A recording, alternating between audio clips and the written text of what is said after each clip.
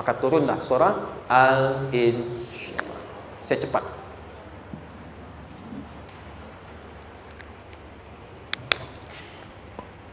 Teman-teman, ini apa? Kelas ya? Baik, pelan-pelan sedikit. Kira-kira volumenya besar kecil? Kecil ya? Baik. Kalau saya bandingkan dengan gayung, volumenya besar mana? Gayung ya? Baik. Kalau ini saya perlebar, sehingga bisa memasukkan apapun ke dalamnya, itu bahasa Arabnya disebut dengan insyirah namanya. Jelas? Meluaskan sesuatu sehingga terlihat lapang, sehingga memudahkan setiap hal masuk ke dalamnya. Itu insyirah namanya.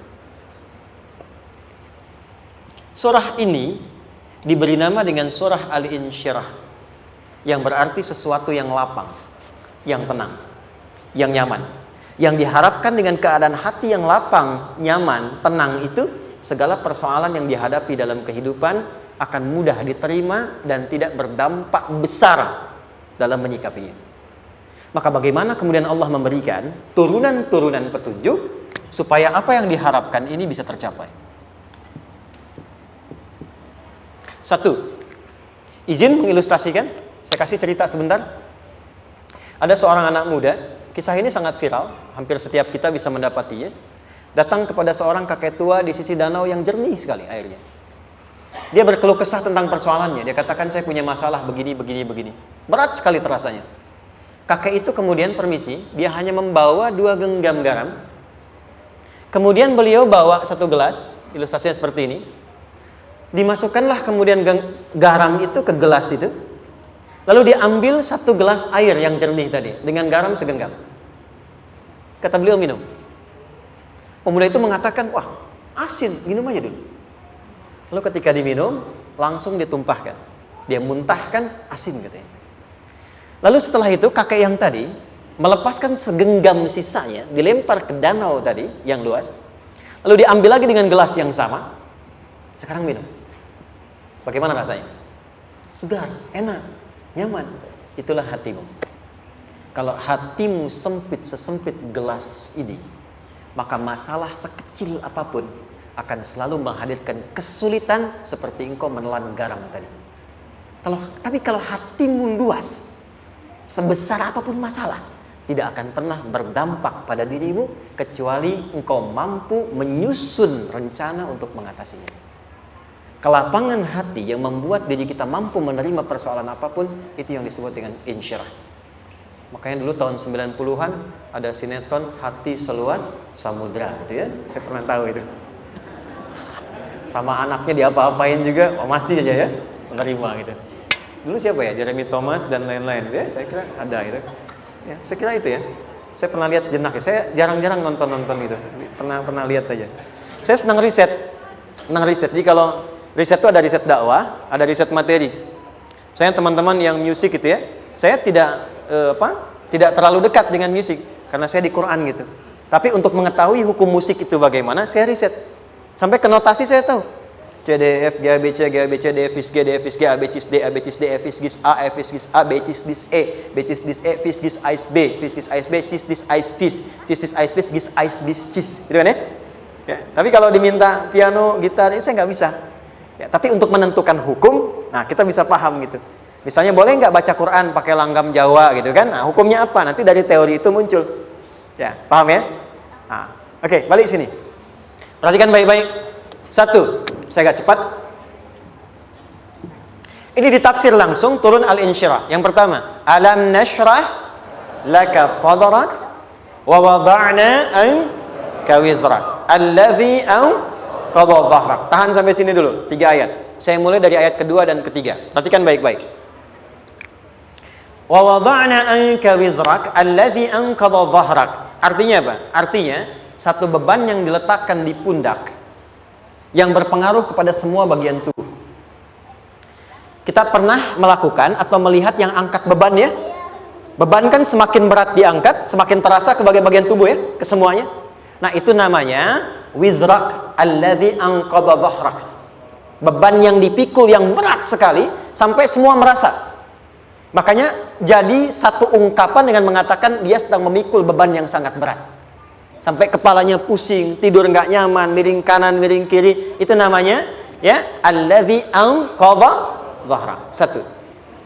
Saya percepat, akan ada satu masa dalam hidup setiap hamba merasakan satu persoalan yang seakan-akan beban berat yang dipikul sampai merasa kesulitan dari ujung kepala sampai ujung kaki. Siapapun itu. Jujur ya, setiap kita tanyakan pada diri sendiri. Setiap kita yang ada di sini, saya yakin pasti pernah atau bahkan akan mengalami satu peristiwa yang merasakan beban berat sampai seakan-akan ujung kepala sampai ujung kaki merasakan sakitnya. Ada yang sudah mengalami atau bahkan nanti akan ada yang melalui. Perhatikan baik-baik. Teruskan ayatnya, wa rafa'na laka. Perhatikan, kalau ada yang sedang merasakan itu, yakinlah kata Allah, pada saat itu sesungguhnya Allah sedang mengangkat derajatnya dan meningkatkan kualitas hidupnya untuk mencapai sesuatu yang istimewa yang belum pernah diraihnya. Dari sini kita buat persamaan ujian. Perhatikan, berbanding lurus dengan harapan, banding lurus dengan solusi nanti pada akhirnya. Fokus. Lulus di sini, insya Allah setiap persoalan akan lebih mudah untuk diatasi. Ujian, seberat apapun yang sedang kita alami, tidak akan pernah diberikan kepada kita oleh Allah, kecuali ternyata hikmahnya untuk mengabulkan harapan-harapan besar yang sebetulnya kita mintakan. Jujur ya, setiap kita kan sering punya permohonan ya, sering berdoa ya, ya Allah minta ini, minta itu, minta ini, minta itu, gitu kan? Nah, cara Allah mengabulkan harapan kita itu, yang pertama, jalurnya lewat ujian. Karena semua kesuksesan itu, desain dasarnya adalah melewati ujian. Coba, anak-anak kita yang sedang sekolah itu, apa mungkin diwisuda dengan penuh kebahagiaan kalau nggak mengalami ujian? Hah? Lewat ujian dulu kan? Dia belajar dulu, ujian dulu, ngatasin soal dulu, lulus, baru wisuda. Apakah mungkin akan dapat IPK 4 yang diharapkan kalau tidak mengalami ujian? Belajar dulu, ya kan? Ada waktu, sempat dia bangun malam, siang, dan seterusnya belajar, keringat dan sebagainya, baru bahagia kan? Dan ternyata belajar itu untuk diwisuda. Sebab kalau kita tidak belajar, mustahil dapat wisuda. Kalau tidak lewat ujian, mustahil dapat ijazah. Karena ternyata harapan itu, hukum dasarnya dalam berkehidupan, bisa diraih dengan melewati ujian. Ini poinnya. Jadi mohon, kalau sedang mengalami sebuah peristiwa, dan kita harus menghadapi itu, coba renungkan, sebetulnya pernah berdoa apa sampai kita mengalami itu, sehingga dengan jalan itulah sebetulnya Allah ingin mengabulkan harapan yang dulu pernah kita mintakan. Jelas? Oke, satu. Yuk, turunkan rumus ya pelan-pelan. Quran surah kedua ayat 286. Ini kesini dulu, baru nanti kita balik lagi. 2 Al-Baqarah ayat 286. La yukallifullahu nafsan illa usaha. Tahan sampai sini. Lihat baik-baik. Hukum yang pertama. Hukum pertama. Allah tidak mungkin menguji seorang hamba di luar batas kemampuannya. Jadi kaidah yang pertama tadi, kalau kita sedang diuji, sebetulnya ada harapan dan doa yang pernah kita mohonkan dan Allah ingin mengabulkan itu, jalan pertamanya adalah ujian. Tapi adilnya Allah, tidak akan pernah kita diuji kecuali sesuai dengan kemampuan kita. Jadi kalau nggak mampu, nggak mungkin diberikan ujian. Ingat ya, kalau tidak mampu, tidak mungkin diberikan ujian. Artinya harapan yang kita mohonkan pun akan sesuai dengan kemampuan kita. Jadi kalau kita minta sesuatu nggak mungkin bisa menggunakannya, nggak akan dikasih. Nah, balik ke sini untuk memberikan ketenangan kepada hati kita. Kalau sedang menerima persoalan, setelah kita mengatakan, oh ini mungkin ada harapan yang ingin saya dapatkan, jalannya lewat sini. Untuk memberikan ketenangan kepada hati, begitu persoalannya tiba, langsung katakan pada diri kita, saya pasti bisa menjalaninya. Mustahil saya diuji kalau nggak mampu menjalaninya. Itu bahasa singkatnya. Ingat ya, kalau ingin mudah menyelesaikan persoalan, kata Quran, setiap ada ujian, langsung katakan pada hati kita, insya Allah bisa. Nggak mungkin saya diuji kalau saya nggak sanggup. Jelas? Dan tanamkan itu pada hati yang paling dalam. Ini nggak mudah. Kalau cuma disimpan di pikiran, jadi beban. Tapi kalau Anda tanamkan dalam hati, seberat apapun masalahnya, pasti saya sanggup, pasti saya bisa. Pernah lihat dulu ada acara 90-an Benteng Hattori? Oke?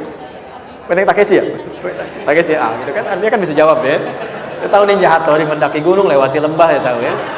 Son Goku, Songgohan, saya tahu itu. Son Goku, Kamehameha, Piccolo itu, yang nulisnya Suzuki Watanabe, saya tahu itu. Benteng Hattori, balik lagi ya. Benteng Takeshi ya. Puncaknya kan main pakai itu kan, pakai tank ya dan sebagainya. Tapi pernah ingat gak satu episodenya itu? Begitu akan bertarung, kan selalu ada motivator di sampingnya itu mengatakan, ayo kamu bisa, gitu kan? Wah, namanya. Dia nggak ngaji Quran tuh, kita punya ayatnya. Pernah nggak? Buka lagi ya dulu ya. Oke. Korea, kenapa bisa nyusul Jepang? Salah satunya, waktu Jepang itu maju, setiap di Korea itu ditanamkan dari mulai anak-anak TK-nya. Kita harus lebih daripada Jepang. Sejak anak-anaknya TK. Itu ditanamkan betul. Kita bisa, kita dari TK. Sehingga ketika di sana bikin Honda, sini Hyundai. Hyundai kan dibacanya Hyundai. Kan? Sana Honda, sini Hyundai gitu. Di apapun yang dibuat Jepang, Korea harus lebih unggul. Itu ditanamkan dari awal. Bisa. Kita itu sekarang punya ayatnya. Jadi kalau sedang punya masalah seberat apapun, katakan pada diri kita, insya Allah bisa. Gak mungkin diuji kalau nggak sanggup. Bisa insya Allah. Bisa. Kenapa mah? Bisa. Jelas? Oke. Sudah di situ teruskan. Lanjutkan. Warafa'na laka dzikra. Teruskan. Fa inna ma'al usri. Nah, ini poin terbesarnya. Fa inna ma'al usri yusra. Fa huruf yang menunjukkan sesuatu berlangsung dengan cepat. Inna di ilmu nahwunya berbunyi begini, di gramatikal bahasa Arab. Harfun nasbin wa taukidin. Tansibul isma wa tarfa'ul khabara. Mabniyun 'alal fathi la mahalla lahu min al-i'rabi. Paham? Tidak. Inna huruf yang digunakan untuk menguatkan informasi agar ditancapkan ke dalam hati sekuat-kuatnya dan jangan pernah ragu. Jadi kalau orang Arab itu nancapkan tongkat begini dan kuat, tidak goyah, itu nasab namanya. Nasabar rajul asahu fil ardi. Inna ini harfu nasab. Jadi kalau ada di Quran dibuka informasinya dengan inna, maksudnya begini, hei, tancapkan informasi dalam hatimu dengan kuat, jangan pernah ragu. Yakinkan pada dirimu. Apa yang harus diyakinkan? Ma'al usri yusra. Inna ma'al usri yusra. Usrun sama dengan yusrun. Lari ke sini. Oke. Apa artinya usrun? Sulit. Oke. Sulit itu ada dua. Ada sa'bun, ada usrun. Kalau kesulitan yang relatif, kata si A sulit, si B mudah, itu sa'bun namanya. Contoh, kata si fulan, bahasa Jepang susah. Padahal kata yang lain tidak. Saya ke Jepang, anak-anak kecil begini bisa bahasa Jepang, gitu kan? Bagi mereka mudah, gitu ya. Saking mudahnya gitu. Kata shiwa, gitu. Anak-anak kecil, bagi mereka mudah, bagi kita belum tentu. Itu sa'bun. Inna lughatal yabaniyah sa'bah. Relatif. Tapi kalau kesulitan yang sifatnya mutlak, semua orang mengatakan sulit. Maaf, bawa mobil, sulit atau mudah? Bukan mengendarai ya, bawa mobil, bawa. Sulit ya? Sulit ya? Baik, sepakat sulit semuanya. Nah, itu dalam bahasa Arab dikenal dengan usrun. Kesulitan yang semua sepakat bahwa itu susah. Sulit, semua sepakat. Dan ketika ada orang bicara, aku sedang punya masalah begini. Semua mengatakan, wah itu nggak mudah, itu nggak mudah. Itu usrun namanya. Lawannya, kemudahan yang relatif disebut sahlun. Tapi kemudahan yang semua sepakat bahwa itu mudah, itu yusrun namanya. Mengangkat spidol, semua mengatakan mudah, ringan. Itu yusrun namanya. Perhatikan, Allah tidak memasangkan sa'bun dengan sahlun, tapi memasangkan usrun dengan yusrun. Orang-orang yang punya keyakinan kuat, setiap persoalan itu akan selesai. Dan dia mengatakan pada dirinya, aku bisa melewatinya. Maka, perhatikan kalimatnya kata Quran. Inna ma'al usri yusran. Sesulit apapun masalah yang sedang dia alami, maka Allah akan datangkan solusi semudah-mudahnya yang bisa dia nikmati. Dengan kata lain, kalau kita bawa ke bahasa psikologi, kalau sedang menghadapi persoalan seberat apapun, selain kita mengatakan ini pasti bisa saya lalui, saya insya Allah sanggup mengatasinya, katakan pada diri kita, ini pasti selesai, pasti ada solusinya, pasti mudah. Katakan. Walaupun memang solusinya belum datang, tapi tenangkan pada diri kita dengan mengatakan inna ma'al usri yusra. Bahasa psikologinya, katakan pada diri kita ini pasti selesai. Gak mungkin gak selesai, pasti ada solusinya, pasti mudah. Itu lebih memberikan harapan pada diri kita untuk menuntaskan persoalan dibandingkan dengan meratapinya. Jelas? Teruskan. Fa inna ma'al usri. Kalau masih ragu kata Allah, katakan lagi sekali lagi sampai hati kita merasa nyaman. Jadi kalau sedang punya persoalan seberat apapun, tanamkan pada diri kita, pasti selesai. Belum nampak, insya Allah pasti selesai. Gak mungkin diuji kalau gak ada solusi. Itu lebih memberikan harapan. Setelah itu, fa'idha faraghta, mitigasi masalahnya. Mitigasi persoalannya. Tuliskan. Ini masalahnya apa? Rumah tangga. Apa saja misalnya. Dia ada suami, ada istri, ada anak-anak. Masalah ada di mana? Kadang-kadang menangnya jadi kusut karena satu-satu gak segera diselesaikan. Maka kata Al-Quran, fa'idha faraghta. Satu-satu mitigasi dulu. Satu masalah di sini, lihat di suami, lihat di istri. Kalau pekerjaan, masalahnya apa? Sebelum bercabang kemana-mana, petakan. Apakah rekanannya? Apakah relasinya? Apakah kemampuannya? Apakah manajerialnya? Apakah marketingnya? Mitigasi, kotaki semua, selesaikan satu-satu. Setelah itu, apa yang dilakukan? Wa ila rabbika, tawakal sepenuhnya kepada Allah untuk menentukan hasilnya. Tawakal itu yang paling mahal.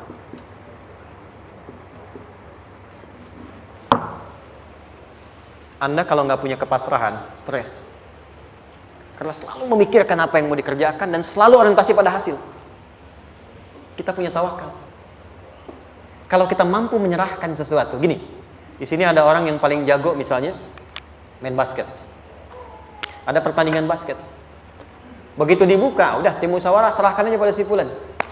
Kan? Dia yang paling jago, dia. Bukankah dengan menyerahkan itu bukan hanya kita berikan sebuah tugas, ya kan? Tapi dengan itu ada kelapangan tersendiri kan? Yakinlah sukses, dia paling hebat. Pernah ada perasaan gitu? Sekarang, siapa yang paling mampu menguasai? Siapa yang paling hebat menyelesaikan segala hal? Siapa yang punya segalanya? Bukankah Allah? Orang-orang yang punya tingkat tawakal yang tinggi. Maka satu, dia akan lebih stabil keadaan mentalnya dan tidak akan pernah gelisah dengan kekecewaan. Gak ada kecewa. Karena tawakal itu kalau sudah kepasrahan pasti menerima hasil. Kalau sudah tawakal, terserah Allah tetapkan apa saja. Mau dapat sekarang, dapat besok, dapat nanti. Puncak yang paling tinggi, tugasmu hanya berikhtiar semampu yang bisa dilakukan. Selanjutnya, biarkan Allah menetapkan apa yang menjadi bagian dari maslahat kehidupan kita. Saya tutup. Cara Allah menjawab harapan kita ada 3. 1. Memberi langsung apa yang kita mintakan. 2. Menunda itu sampai kita siap menerimanya. 3. Mengganti apa yang kita inginkan dengan apa yang kita butuhkan. Saya ulang ya. 1. Memberi langsung apa yang kita mohonkan. Misal, ya Allah saya ingin A misalnya, anak saya pengen ke ITB. Tapi nggak mungkin tiba-tiba langsung masuk ITB kan? Pasti lewat ini dulu kan? Ada ujian dulu, ikut tes dan seterusnya diterima sesuai. 2. Kadang menunda sesuatu sampai dia sanggup menjalaninya. Anda punya anak usia 5 tahun, pengen diberikan motor. Anda mampu untuk memberi motor, dikasih nggak? Tidak. Sampai dia sanggup mengendarai motor, baru Anda berikan. Terkadang ada yang kita minta sekarang, tidak didapati sekarang. Tapi ternyata tahun depan kita dapat. Kita harus sadar bahwa anugerah yang kita dapatkan tahun depan itu sebetulnya adalah hasil doa kita di tahun ini. Pernah dengar nggak kisah viral? Nabi itu berdoa baru dikabulkan setahun setengah. Setahun 6 bulan. Padahal itu Nabi loh. Kiblat pertama kita kemana? Palestina kan? Baitul Maqdis kan? Nabi berdoa, mohon terus nengok ke langit. Al-Baqarah 144, minta, jawabannya turun setelah setahun setengah, setahun 6 bulan. Ada yang mengatakan di tafsir setahun 8 bulan, baru dikabulkan setelah setahun setengah. Padahal kurang soleh apa Nabi? Nabinya siap, mungkin umatnya yang belum siap. Nabinya siap, tapi ada tantangan di masyarakat yang tidak mudah, yang mungkin bisa meruntuhkan dakwah. Baru dikabulkan setahun setengah, ketika semua umatnya sudah bisa siap menerima itu. Boleh jadi apa yang diminta orang tua sekarang, terkabulnya mungkin belasan puluhan tahun pada anaknya yang nomor sekian. Tahu Imam Syafi'i? Imam Syafi'i itu kan nama aslinya Muhammad, bapaknya Idris, kakek yang ke atas yang ketiga namanya Syafi'i. Kenapa disebut Imam Syafi'i? Dinisbatkan pada kakek yang ke atasnya. Ternyata kakeknya ini seorang ulama besar, saleh, memohon kepada Allah, setiap di keturunannya ada yang bisa menggantikan lebih soleh, lebih baik lagi. Ternyata yang didapatkan bukan dari anaknya, tapi generasi keturunan yang kesekian. Anda belum sekarang bisa hafal Quran, misalnya Anda bermohon, berdoa, boleh jadi yang hafal mungkin bukan di anak, bisa di cucu, bisa di bagian keluarga yang lain. Maka terkadang tawakal itu tidak hanya memberikan hasil yang cepat, tapi memberikan keindahan yang terasa tertunda, tapi melengkapi kebahagiaan yang dirasakan. Penutupnya, boleh jadi minta ke ITB, diterimanya di Unpad. Minta motor, dapatnya mobil, kalau itu senang luar biasa. Minta mobil, dapatnya motor, gitu kan? Ternyata kadang-kadang desainnya yang terakhir, saya tutup, Allah mengabulkan apa yang kita butuhkan, bukan apa yang kita inginkan. Anak Anda sakit, dibawa ke dokter, kata dokter jangan dulu makan jeruk. Maka Anda pulang, dia minta jeruk, Anda berikan apel. Saya nggak mau apel mah, saya pengennya jeruk. Nggak apa-apa nah, ini apel rasa jeruk misalnya kan, Anda berikan. Ternyata apa? Bukan ingin menyakiti dan tidak mengabulkan keinginan anak, tapi lebih memberikan apa yang dia butuh. Kadang-kadang maaf ya, teman-teman mintanya proyek A, udah capek, di situ nggak dapat, dapatnya di yang lain.